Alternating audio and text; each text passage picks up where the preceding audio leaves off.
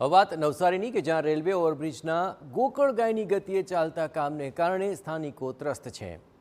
અહીં નવસારીમાં ગીચ વસ્તી ધરાવતા વિજલપુર વિસ્તારમાં 5 વર્ષથી રેલવે ઓવરબ્રિજની કામગીરી ચાલી રહી છે અને આમ છતાં કોઈકને કોઈક કારણોસર આ બ્રિજનું કામ પૂર્ણ ન થતાં સ્થાનિકો ત્રસ્ત થયા છે।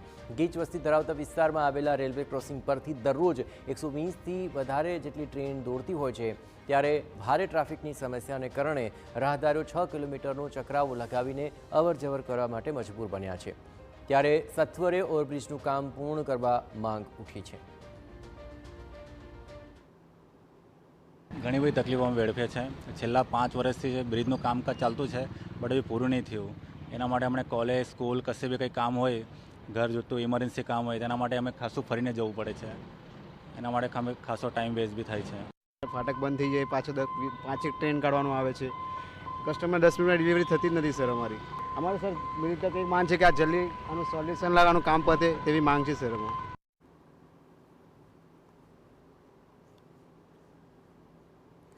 સ્થાનિક તંત્ર અને રેલવે વિભાગ વચ્ચે સંકલનનો અભાવ છે અને તેને કારણે પણ વિવિધ સમસ્યાઓ ઊભી થઈ રહી હોવાનું સામે આવ્યું કે જેને કારણે ઓવરબ્રિજનું કામ ઝડપથી નથી થઈ શકતું। નવસારીના કમિશનરનું કહેવું છે કે વર્ષ 2026ના માર્ચ મહિના સુધી ઓવરબ્રિજનું કામ પૂર્ણ કરાશે। છેલ્લી અમારી મિટિંગ થઈ છે, આ મુજબ એ લોકો માર્ચ 31 જે છે સુધીમાં એ કામ આખો કમ્પ્લીટ કરી દેશે।